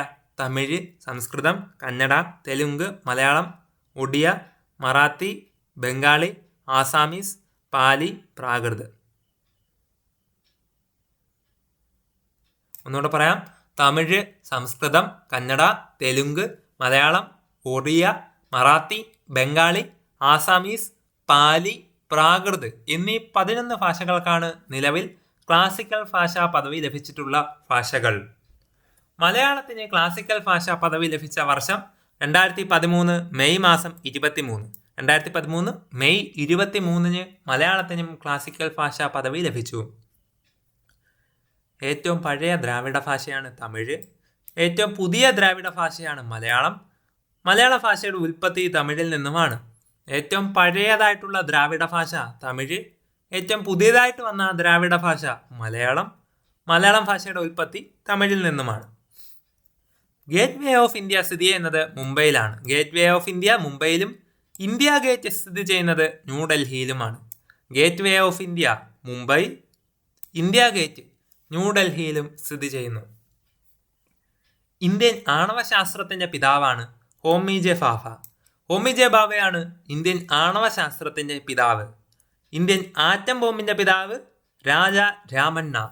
രാജാ രാമണ്ണയാണ് ഇന്ത്യയിൽ ആറ്റം ബോംബിന്റെ പിതാവായിട്ട് അറിയപ്പെടുന്ന വ്യക്തി. ഇന്ത്യൻ പത്രത്തിന്റെ പിതാവ് James Augustus Hicky. James Augustus ഹിക്കിയാണ് ഇന്ത്യൻ പത്രത്തിന്റെ പിതാവ്. ഇന്ത്യൻ പത്രപ്രവർത്തനത്തിന്റെ പിതാവ് എന്നറിയപ്പെടുന്നത് ചലപതി റാവു. ഇന്ത്യൻ പത്രപ്രവർത്തനത്തിന്റെ പിതാവ് ചലപതി റാവു. ഇന്ത്യൻ പത്രപ്രവർത്തനത്തിന്റെ വന്ധ്യവയോധികൻ തുഷാർ കാന്തി ഘോഷ്.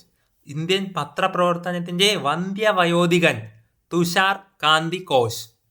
ലോകസുന്ദരി പട്ടം നേടിയ ആദ്യത്തെ ഇന്ത്യൻ വനിത റീത്ത ഫരിയ.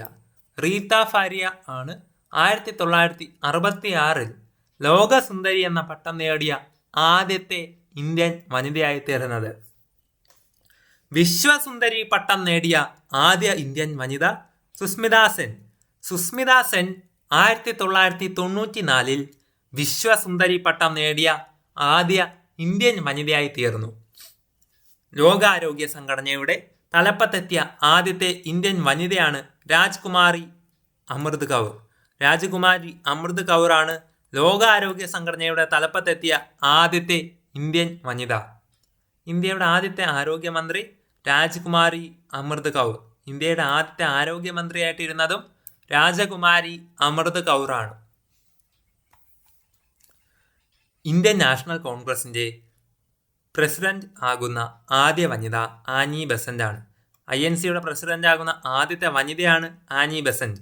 1917 കൊൽക്കത്ത സമ്മേളനത്തിനാണ് അവർ പ്രസിഡന്റായിട്ട് ചുമതലയേറ്റത്. ആനി ബെസന്റ്, വർഷം 1917 കൊൽക്കത്ത സമ്മേളനം. ഇന്ത്യൻ നാഷണൽ കോൺഗ്രസിന്റെ പ്രസിഡന്റ് ആകുന്ന ആദ്യ ഇന്ത്യൻ വനിതയാണ് സരോജിനി നായിഡു. INCയുടെ പ്രസിഡന്റ് ആകുന്ന ആദ്യ വനിത ആനി ബെസന്റും INCയുടെ പ്രസിഡന്റ് ആകുന്ന ആദ്യത്തെ ഇന്ത്യൻ വനിത സരോജിനി നായിഡുവാണ്. 1925 കാൺപൂർ സമ്മേളനത്തിലാണ് സരോജിനി നായിഡു INC പ്രസിഡന്റ് സ്ഥാനം വഹിച്ചത്. ഓസ്കാർ പുരസ്കാരം ലഭിച്ച ആദ്യ ഇന്ത്യൻ വ്യക്തി ഭാനു അത്തയ്യ. ഓസ്കാർ പുരസ്കാരം ലഭിച്ച ആദ്യത്തെ ഇന്ത്യൻ വ്യക്തിയാണ് ഭാനു അത്തയ്യ. 1983 ഗാന്ധി സിനിമയ്ക്കാണ് ഭാനു അത്തയ്യക്ക് ഓസ്കാർ പുരസ്കാരം ആദ്യമായി ലഭിച്ചത്. 2 ഓസ്കാർ അവാർഡുകൾ ലഭിച്ച ആദ്യ ഇന്ത്യക്കാരൻ AR റഹ്മാനാണ്. AR റഹ്മാന് 2009 സ്ലം ഡോഗ് മില്യണയർ എന്ന സിനിമയ്ക്കും ലഭിച്ചിട്ടുണ്ട്. ഓസ്കാർ പുരസ്കാരം നേടിയ ആദ്യ മലയാളി റസൂൽ പൂക്കുട്ടിയാണ്. 2009 സ്ലം ഡോഗ് മില്യണയർ എന്ന സിനിമയ്ക്ക് തന്നെ ഓസ്കാർ പുരസ്കാരം ലഭിച്ച ആദ്യ മലയാളിയായിട്ട് തീരാൻ റസൂൽ പൂക്കുട്ടിക്ക് സാധിച്ചു. പഞ്ചശീല തത്വങ്ങൾ ഒപ്പുവെച്ച വർഷം 1954. ഇന്ത്യയും ചൈനയും തമ്മിലുള്ളതാണ് പഞ്ചശീല തത്വങ്ങൾ ഒപ്പുവെച്ച വർഷം 1954. ഇന്ത്യൻ വിദേശ നയത്തിന്റെ ശില്പി എന്നറിയപ്പെടുന്നത് ജവഹർലാൽ നെഹ്റു. ഇന്ത്യൻ വിദേശ നയത്തിന്റെ ശില്പി ജവഹർലാൽ നെഹ്റു. സംസ്ഥാന പുനഃസംഘടനാ കമ്മീഷൻ ആയിട്ടുള്ള ഫസൽ അലി കമ്മീഷൻ നിലവിൽ വന്ന വർഷം 1953. സംസ്ഥാന പുനഃസംഘടനാ കമ്മീഷനായുള്ള ഫസൽ അലി കമ്മീഷൻ നിലവിൽ വന്നത് 1953. ഫസൽ അലി കമ്മീഷനിലെ അംഗങ്ങൾ Fasal Ali, HN Khusrau, KM Panicker. Sardar KM Panicker, Fasal അലിയും HN ഖുസ്രു എന്നിവരാണ് ഫസൽ അലി കമ്മീഷനിൽ അംഗമായിട്ടുള്ളവർ. ഫസൽ അലി കമ്മീഷനിൽ അംഗമായിരുന്ന മലയാളിയാണ് സർദാർ KM പണിക്കർ. സർദാർ KM പണിക്കരാണ് ഫസൽ അലി കമ്മീഷനിൽ അംഗമായിരുന്ന ഏക മലയാളി. സംസ്ഥാന പുനഃസംഘടനാ റിപ്പോർട്ട് സമർപ്പിച്ചത് 1955. സംസ്ഥാന പുനഃസംഘടനാ നിയമം നിലവിൽ വന്നത് 1956 സംസ്ഥാന പുനഃസംഘടനാ കമ്മീഷന്റെ റിപ്പോർട്ട് സമർപ്പിച്ചത് 55. അതിന്റെ നിയമം നിലവിൽ വന്നത് 1956. 1956 സംസ്ഥാന പുനഃസംഘടനാ നിയമം നിലവിൽ വന്നപ്പോൾ ഇന്ത്യൻ സംസ്ഥാനങ്ങളുടെ എണ്ണം 14. ഇന്ത്യയിൽ അന്ന് സംസ്ഥാന പുനഃസംഘടനാ നിയമം നിലവിൽ വന്നപ്പോൾ 14 സംസ്ഥാനം മാത്രമാണ് ഉണ്ടായിരുന്നത്. അതേപോലെ കേന്ദ്രഭരണ പ്രദേശങ്ങളായിട്ട് 6 എണ്ണം ഉണ്ടായിരുന്നു. 14 സംസ്ഥാനവും 6 കേന്ദ്രഭരണ പ്രദേശവുമാണ് 1956 സംസ്ഥാന പുനഃസംഘടനാ നിയമം നിലവിൽ വന്നപ്പോൾ ഇന്ത്യയുടെ സംസ്ഥാനങ്ങളുടെയും കേന്ദ്രഭരണ പ്രദേശങ്ങളുടെയും എണ്ണം. ഇന്ത്യയുടെ missile man APJ Abdul Kalam. ഇന്ത്യയുടെ missile man APJ Abdul Kalam. ഇന്ത്യയുടെ മിസൈൽ വനിത ടെസ്സി തോമസ്. കേരളത്തിലെ ആലപ്പുഴ സ്വദേശിയായിട്ടുള്ള ടെസ്സി തോമസ് ആണ് ഇന്ത്യയുടെ മിസൈൽ വനിത എന്നും അറിയപ്പെടുന്നത്. ഇന്ത്യയുടെ റോക്കറ്റ് മാൻ K ശിവൻ. ഇന്ത്യയുടെ റോക്കറ്റ് മാൻ K ശിവൻ. ഇന്ത്യയുടെ റോക്കറ്റ് വുമൺ ഋതു കരിദാർ. ഇന്ത്യയുടെ റോക്കറ്റ് വുമൺ ഋതു കരിദാർ. ഇന്ത്യയിൽ ആദ്യമായി മെട്രോ ട്രെയിൻ ഓടിയ വർഷം, മെട്രോ റെയിൽവേ ആരംഭിച്ച വർഷം 1984 കൊൽക്കത്തയിലാണ്. 1984 കൊൽക്കത്തയിൽ വെച്ച് ഇന്ത്യയിൽ ആദ്യമായി മെട്രോ റെയിൽവേ ആരംഭിച്ചു. കൊച്ചി മെട്രോ ആരംഭിച്ച വർഷം 2017 ജൂൺ 17. 2017 ജൂൺ മാസം 17 കൊച്ചി മെട്രോ ആരംഭിച്ചത്. ഇന്ത്യയിലെ ഏറ്റവും കൂടുതൽ വൈദ്യുതി ഉൽപ്പാദനം താപവൈദ്യുതിയിൽ നിന്നുമാണ് ഉൽപ്പാദിപ്പിക്കുന്നത്. താപവൈദ്യുതിയാണ് ഇന്ത്യയിൽ ഏറ്റവും കൂടുതൽ ഉൽപ്പാദിപ്പിക്കുന്ന വൈദ്യുതി. കേരളത്തിൽ ഏറ്റവും കൂടുതൽ ഉൽപ്പാദിപ്പിക്കുന്ന വൈദ്യുതി ജലവൈദ്യുതിയാണ്. കേരളത്തിൽ ജലവൈദ്യുതി. ഇന്ത്യയിലെ ഏറ്റവും വലിയ വെള്ളച്ചാട്ടമാണ് ജോഗ് വെള്ളച്ചാട്ടം. ഇന്ത്യയിലെ ഏറ്റവും വലിയ വെള്ളച്ചാട്ടം ജോഗ് വെള്ളച്ചാട്ടം അഥവാ ഗർസപ്പ വെള്ളച്ചാട്ടം എന്നും പേരിട്ട് വിളിക്കുന്നുണ്ട്. ഇത് കർണാടകയിലെ ഷിമോഗ ജില്ലയിൽ ശരാവതി നദിയിലാണ് സ്ഥിതി ചെയ്യുന്നത്. കർണാടകയുടെ ഷിമോഗ ജില്ലയിൽ ശരാവതി നദിയിലാണ് ജോഗ് വെള്ളച്ചാട്ടം അഥവാ ഗർസപ്പ വെള്ളച്ചാട്ടം സ്ഥിതി ചെയ്യുന്നത്. ഇന്ത്യയിലെ ഏറ്റവും വലിയ വെള്ളച്ചാട്ടമാണ് ജോഗ് വെള്ളച്ചാട്ടം. ഇന്ത്യയിലെ ഏറ്റവും വീതി കൂടിയ വെള്ളച്ചാട്ടം ചിത്രകോട്ട് വെള്ളച്ചാട്ടം. ഇന്ദ്രാവതി നദി ഛത്തീസ്ഗഡ്. ഛത്തീസ്ഗഡിലെ ഇന്ദ്രാവതി നദിയിൽ സ്ഥിതി ചെയ്യുന്ന ചിത്രകോട്ട് വെള്ളച്ചാട്ടമാണ് ഇന്ത്യയിലെ ഏറ്റവും വീതി കൂടിയ വെള്ളച്ചാട്ടം. വെള്ളച്ചാട്ടങ്ങളുടെ നഗരം എന്നറിയപ്പെടുന്നത് ജാർഖണ്ഡിലെ റാഞ്ചിയാണ്. വെള്ളച്ചാട്ടങ്ങളുടെ നഗരം ജാർഖണ്ഡിലെ റാഞ്ചിയാണ്. ഏഷ്യയിലെ ഏറ്റവും വലിയ നദീജന്യ ദ്വീപ് ആസാമിലെ മാജുലി ദ്വീപാണ്. ആസാമിലുള്ള മാജുലി ദ്വീപാണ് ഏഷ്യയിലെ ഏറ്റവും വലിയ നദീജന്യ ദ്വീപ്. മാജുലി ദ്വീപ് ഏത് നദിയിലാണ്? ബ്രഹ്മപുത്ര. മാജുലി ദ്വീപ് ബ്രഹ്മപുത്ര നദിയിലാണ് സ്ഥിതി ചെയ്യുന്നത്. ലക്ഷദ്വീപിലെ ഏറ്റവും വലിയ ദ്വീപ് ആന്ത്രോത്ത്. ലക്ഷദ്വീപിലെ ഏറ്റവും ജനസംഖ്യ കൂടിയ ദ്വീപ് കവരത്തി. ലക്ഷദ്വീപിലെ ഏറ്റവും ചെറിയ ദ്വീപ് അല്ലെങ്കിൽ ജനസംഖ്യ കുറഞ്ഞ ദ്വീപ് ബിത്ര. ലക്ഷദ്വീപിലെ ഏറ്റവും വലിയ ദ്വീപ് ആന്ത്രോത്തും ചെറുത് കവരത്തിയുമാണ്. ചെറുത് ബിത്ര. ചെറുതും അതേപോലെ ജനസംഖ്യ കുറഞ്ഞതും ബിത്രയാണ്. ലക്ഷദ്വീപിലെ ഏറ്റവും ജനസംഖ്യ കൂടിയ ദ്വീപ് കവരത്തി. ലക്ഷദ്വീപിലെ ഏറ്റവും വലുത് ആന്ത്രോത്ത്, ജനസംഖ്യ ഏറ്റവും കൂടുതൽ കവരത്തി, ഏറ്റവും ചെറിയ ദ്വീപ് അല്ലെങ്കിൽ ജനസംഖ്യ കുറഞ്ഞ ദ്വീപും ബിത്രയാണ്. യുനെസ്കോയുടെ ലോക പൈതൃക പട്ടികയിൽ പശ്ചിമഘട്ടത്തെ ഉൾപ്പെടുത്തിയ വർഷം 2012 ജൂലൈ 1-നാണ്. 2012 ജൂലൈ 1 യുനെസ്കോ ലോക പൈതൃക പട്ടികയിൽ പശ്ചിമഘട്ടത്തെ ഉൾപ്പെടുത്തി. പശ്ചിമഘട്ടത്തിന്റെ ശരാശരി നീളം 1600 കിലോമീറ്റർ ആണ്. പശ്ചിമഘട്ടത്തിലെ ഏറ്റവും ഉയരം കൂടിയ കൊടുമുടിയാണ് ആനമുടി. 2695 മീറ്ററാണ് ആനമുടിയുടെ ഉയരം. പശ്ചിമഘട്ടത്തിലെ ഏറ്റവും ഉയരം കൂടിയ കൊടുമുടിയാണ് ആനമുടി. പശ്ചിമഘട്ടത്തിന്റെ ശരാശരി നീളം 1600 കിലോമീറ്റർ.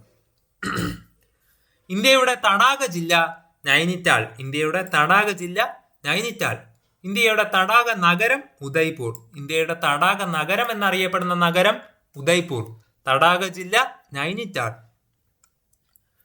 ഇന്ത്യയുടെ പ്രാദേശിക സമയരേഖ 82.5 ഡിഗ്രി കിഴക്കൻ രേഖാംശം. 82.5 ഡിഗ്രി ഈസ്റ്റേൺ രേഖാംശ രേഖയാണ് ഇന്ത്യയുടെ പ്രാദേശിക സമയരേഖ. ഇന്ത്യയുടെ പ്രാദേശിക സമയരേഖ കടന്നു പോകുന്ന പ്രദേശം അലഹബാദ്. അലഹാബാദിലൂടെയാണ് ഇന്ത്യയുടെ പ്രാദേശിക സമയരേഖ കടന്നു പോകുന്നത്. ഇന്ത്യയുടെ പ്രാദേശിക സമയം കണക്കാക്കുന്ന ക്ലോക്ക് ടവർ സ്ഥിതി ചെയ്യുന്നത് അലഹാബാദിലെ മിർസാപൂരിലാണ്. അലഹാബാദിലെ മിർസാപൂരിലാണ് ഇന്ത്യയുടെ പ്രാദേശിക സമയം കണക്കാക്കാവുന്ന ക്ലോക്ക് ടവർ സ്ഥിതി ചെയ്യുന്നത്. ഇന്ത്യയിലെ ഏറ്റവും വലിയ അയൽ രാജ്യം ചൈന. ഇന്ത്യയുടെ ഏറ്റവും വലിയ അയൽ രാജ്യമായി ചൈനയും ഇന്ത്യയുടെ ഏറ്റവും ചെറിയ അയൽ രാജ്യം ഭൂട്ടാനുമാണ്. കര അതിർത്തി ഇന്ത്യയുമായി ഏറ്റവും കൂടുതലുള്ള രാജ്യം ബംഗ്ലാദേശ്. കര അതിർത്തി ഏറ്റവും കൂടുതലുള്ള അയൽ രാജ്യം ബംഗ്ലാദേശും കര അതിർത്തി ഏറ്റവും കുറവുള്ള ഇന്ത്യയുടെ അയൽ രാജ്യം അഫ്ഗാനിസ്ഥാനുമാണ്. ഇന്ത്യ പാക് അതിർത്തി രേഖയെ റാഡ്ക്ലിഫ് രേഖ എന്നറിയപ്പെടുന്നു. ഇന്ത്യ പാകിസ്ഥാൻ അതിർത്തി രേഖ റാഡ്ക്ലിഫ് രേഖ. ഇന്ത്യ ചൈന അതിർത്തി രേഖയാണ് മക്മോഹൻ രേഖ. ഇന്ത്യ ചൈനയുടെ അതിർത്തി രേഖ മക്മോഹൻ രേഖ. ഇന്ത്യയും ശ്രീലങ്കയും തമ്മിലുള്ള അതിർത്തി രേഖ ഗൾഫ് ഓഫ് മാന്നാർ എന്നും പാക് കടലെടുക്ക് എന്നും അറിയപ്പെടുന്നു. ഗൾഫ് ഓഫ് മാന്നാർ, പാക് കടലെടുക്ക് ഇന്ത്യയും ശ്രീലങ്കയും തമ്മിലുള്ള അതിർത്തി രേഖയാണ്. ഇന്ത്യയും അഫ്ഗാനിസ്ഥാനും തമ്മിലുള്ള അതിർത്തി രേഖയാണ് ഡ്യൂറന്റ് രേഖ. ഡ്യൂറന്റ് രേഖയാണ് ഇന്ത്യയും അഫ്ഗാനിസ്ഥാനും തമ്മിലുള്ള അതിർത്തി രേഖ. അടുത്തതായി പാർലമെന്റിന്റെ വിദ്യാഭ്യാസ അവകാശ നിയമം പാസാക്കിയത് എന്ന്. 2009 ഓഗസ്റ്റ് 26. 2009 ഓഗസ്റ്റ് 26-നാണ് പാർലമെന്റ് വിദ്യാഭ്യാസ അവകാശ നിയമം പാസാക്കിയത്. പാർലമെന്റ് പാസാക്കിയ വിദ്യാഭ്യാസ അവകാശ നിയമം നിലവിൽ വന്ന വർഷം 2010 ഏപ്രിൽ 1. 2010 ഏപ്രിൽ 1-നാണ് പാർലമെന്റ് പാസാക്കിയ വിദ്യാഭ്യാസ അവകാശ നിയമം നിലവിൽ വന്നത്. ഇന്ത്യയുടെ ഔദ്യോഗിക പതാക നിർമ്മാണ കേന്ദ്രം കർണാടകയിലെ ഹുബ്ലിയാണ് ഇന്ത്യയുടെ ഔദ്യോഗികമായിട്ടുള്ള പതാക നിർമ്മാണ കേന്ദ്രം. ഇന്ത്യൻ പതാകയുടെ ശില്പി പിംഗലി വെങ്കയ്യ. ആന്ധ്രാപ്രദേശ് സ്വദേശിയായിട്ടുള്ള പിംഗലി വെങ്കയ്യ ഇന്ത്യൻ പതാകയുടെ ശില്പി എന്നും അറിയപ്പെടുന്നു. ഇന്ത്യൻ പതാകയുടെ നീളവും വീതിയും തമ്മിലുള്ള അംശബന്ധം 3:2. 3:2 ആണ് ഇന്ത്യൻ പതാകയുടെ നീളവും വീതിയും തമ്മിലുള്ള അംശബന്ധം. പതാക ദിനം ഡിസംബർ 7. ഡിസംബർ 7 പതാക ദിനം. ദേശീയ പതാക ഇന്ത്യ അംഗീകരിച്ച തീയതി 1947 ജൂലൈ 22. 1947 ജൂലൈ 22 ഇന്ത്യയുടെ ദേശീയ പതാകയെ ഇന്ത്യ അംഗീകരിച്ചത്. ദേശീയ വൃക്ഷമായിട്ടുള്ള പേരാലിന്റെ ശാസ്ത്രീയ നാമം ഫൈക്കസ് ബെൻഗാലൻസിസ് എന്നാണ്. ഫൈക്കസ് ബെൻഗാലൻസിസ് എന്നതാണ് പേരാലിന്റെ ശാസ്ത്രീയ നാമം. താമരയുടെ ശാസ്ത്രീയ നാമം നെലംബോ സ്പീഷിയോസം. നെലംബ ന്യൂസിഫെറ എന്നും നെലംബോ സ്പീഷിയോസം എന്നും അറിയുന്നത് താമരയുടെ ശാസ്ത്രീയ നാമം. കടുവയുടെ ശാസ്ത്രീയ നാമം പന്തേര ടൈഗ്രിസ്. പന്തേര ടൈഗ്രിസ് എന്നതാണ് കടുവയുടെ ശാസ്ത്രീയ നാമം. ആനയുടെ ശാസ്ത്രീയ നാമം എലിഫസ് മാക്സിമസ്. എലിഫസ് മാക്സിമസ് എന്നതാണ് ആനയുടെ ശാസ്ത്രീയ നാമം. മയിലിന്റെ ശാസ്ത്രീയ നാമം പാവോ ക്രിസ്റ്റാസ്റ്റസ്. പാവോ ക്രിസ്റ്റാസ്റ്റസ് എന്നതാണ് മയിലിന്റെ ശാസ്ത്രനാമം. നിർദ്ദേശക തത്വങ്ങൾ ഭരണഘടനയിൽ ഉൾപ്പെടുത്തിയ ശുപാർശ ചെയ്ത കമ്മിറ്റി സപ്രൂ കമ്മിറ്റി.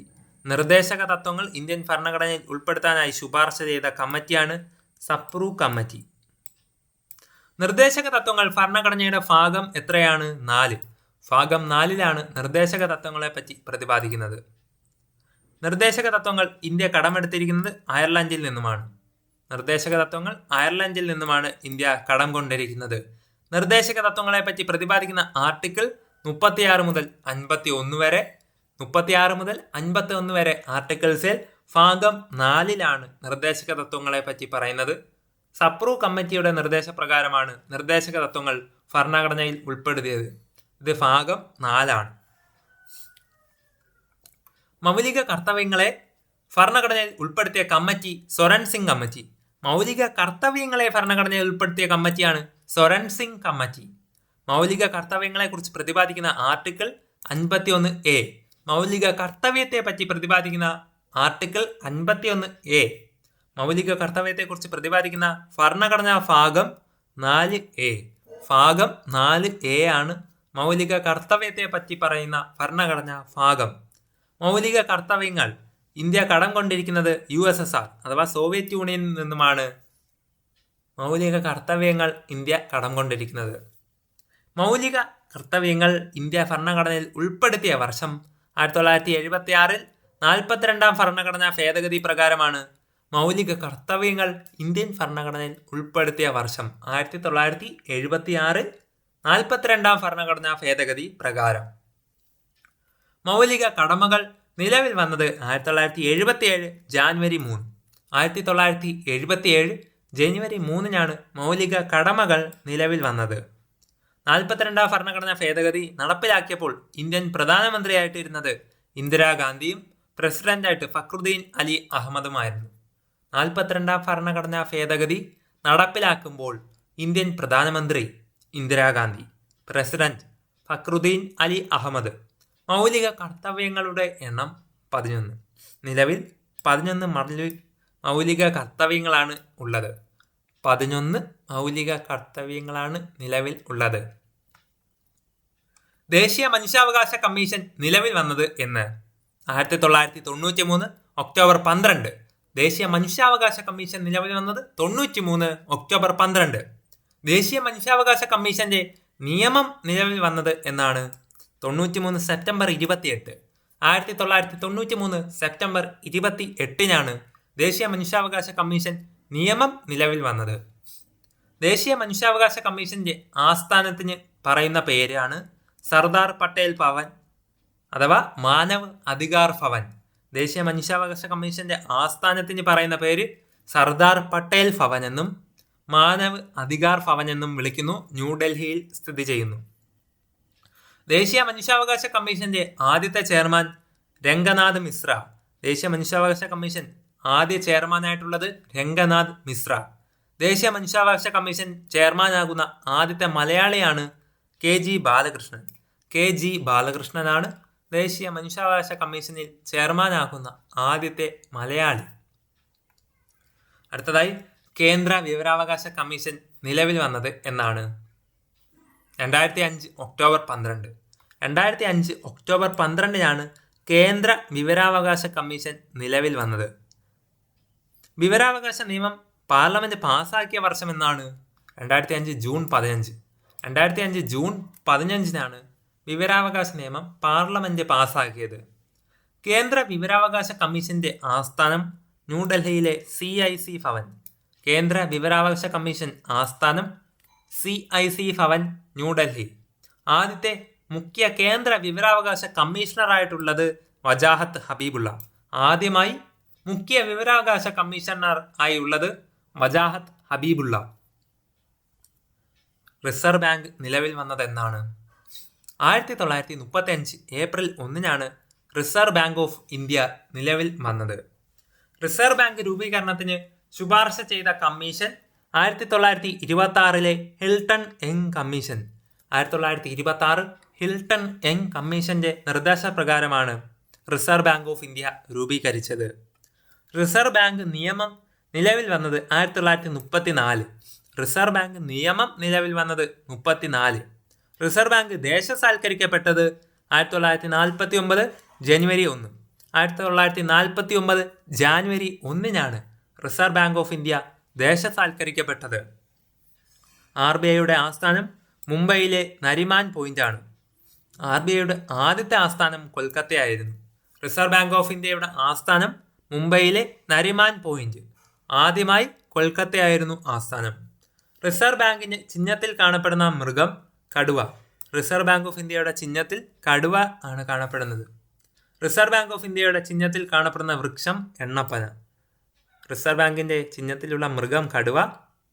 അതേപോലെ റിസർവ് ബാങ്ക് ഓഫ് ഇന്ത്യയുടെ ചിഹ്നത്തിൽ കാണപ്പെടുന്ന വൃക്ഷം എണ്ണപ്പനയുമാണ്. ഇന്ത്യൻ ധവള വിപ്ലവത്തിന്റെ പിതാവ് എന്നറിയപ്പെടുന്നത് വർഗീസ് കുര്യനാണ്. കോഴിക്കോട് സ്വദേശിയായിട്ടുള്ള വർഗീസ് കുര്യനാണ് ഇന്ത്യൻ ധവള വിപ്ലവത്തിന്റെ പിതാവ് എന്നറിയപ്പെടുന്നത്. ധവള വിപ്ലവവുമായി ബന്ധപ്പെട്ട ഓപ്പറേഷൻ ഫ്ലഡ് ആണ്. ധവള വിപ്ലവവുമായി ബന്ധപ്പെട്ട് ഓപ്പറേഷൻ ഫ്ലഡ് വർഷം 1970. മാക്സസെ പുരസ്കാരം നേടിയ ആദ്യത്തെ മലയാളിയാണ് വർഗീസ് കുര്യൻ. മാക്സസെ പുരസ്കാരം നേടിയ ആദ്യ മലയാളി വർഗീസ് കുര്യൻ. അടുത്തതായി ഇന്ത്യൻ ഹരിത വിപ്ലവത്തിന്റെ പിതാവ് എന്നറിയപ്പെടുന്ന വ്യക്തി ആരാണ്? MS സ്വാമിനാഥൻ. MS സ്വാമിനാഥനാണ് ഇന്ത്യൻ ഹരിത വിപ്ലവത്തിന്റെ പിതാവ് എന്നറിയപ്പെടുന്ന വ്യക്തി. MS സ്വാമിനാഥൻ ജനിച്ചത് തമിഴ്നാട് കുംഭകോണത്താണ്.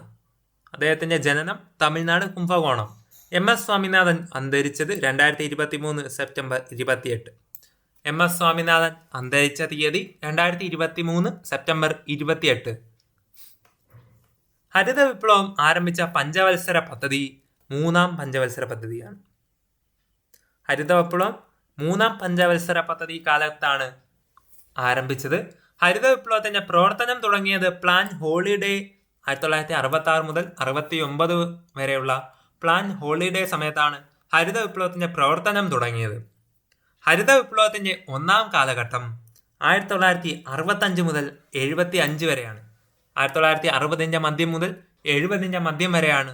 1960 മധ്യം മുതൽ 70 മധ്യം വരെ ഹരിത വിപ്ലവത്തിന്റെ 1ാം കാലഘട്ടമെന്നും 1970 മധ്യം മുതൽ 80 മധ്യം വരെ അല്ലെങ്കിൽ 1975 മുതൽ 85 വരെയാണ് ഹരിത വിപ്ലവത്തിന്റെ 2ാം കാലഘട്ടം എന്നും അറിയപ്പെടുന്നത്. ഹരിത വിപ്ലവത്തിന്റെ 1ാം കാലഘട്ടത്തെ ഗോതമ്പ് വിപ്ലവം എന്നും അറിയപ്പെടുന്നു. ഹരിത വിപ്ലവത്തിന്റെ 1ാം കാലഘട്ടത്തെ ഗോതമ്പ് വിപ്ലവം എന്നും അറിയപ്പെടുന്നു. സോ ഫ്രണ്ട്സ്, ഇതോടുകൂടി നമ്മൾ ഈ ഒരു GK സെഷൻ ഇവിടം വെച്ച് അവസാനിപ്പിക്കുകയാണ്. നിങ്ങൾക്ക് ഇതുപോലുള്ള ഇനിയും വീഡിയോസ് വേണമെങ്കിൽ നിങ്ങളൊന്ന് കമൻ്റായിട്ട് അറിയിക്കാൻ ശ്രമിക്കണമേ. ഈ വീഡിയോ നിങ്ങൾക്ക് ഉപകാരപ്പെട്ടോ? ഇതിൻ്റെ പറ്റിയുള്ള അഭിപ്രായങ്ങളും ഇനി നിങ്ങൾക്ക് വേണ്ടുന്ന ടോപ്പിക്സും ഒക്കെ എന്നെ ഒന്ന് കമൻ്റായിട്ട് നിങ്ങൾക്ക് രേഖപ്പെടുത്തി അറിയിക്കാവുന്നതാണ്. ഇതുപോലുള്ള കൂടുതൽ useful PSC related topic wise വീഡിയോസും മറ്റ് റാങ്ക് ഫയൽ എക്സ്പ്ലനേഷനും ഒക്കെ നിങ്ങൾക്ക് ലഭിക്കണമെങ്കിൽ നിങ്ങൾ ഇതുവരെയും എൻ്റെ ചാനൽ സബ്സ്ക്രൈബ് ചെയ്തിട്ടില്ലെങ്കിൽ ഇപ്പോൾ തന്നെ ചാനൽ സബ്സ്ക്രൈബ് ചെയ്യുന്ന കാര്യമൊന്ന് പരിഗണിക്കുക. സബ്സ്ക്രൈബ് ചെയ്ത് തുടർന്ന് കാണുന്ന ബെൽ ബട്ടൺ കൂടി എനേബിൾ ചെയ്ത് വെച്ചാൽ ഞാനിടുന്ന വീഡിയോസ് നിങ്ങൾക്ക് അപ്പോൾ തന്നെ നോട്ടിഫിക്കേഷൻസ് ആയിട്ട് ലഭിക്കുന്നതാണ്. കൂടുതൽ വീഡിയോസുമായി ഞാൻ വീണ്ടും വരുന്നതാണ്. ഏവർക്കും നന്ദി, നമസ്കാരം.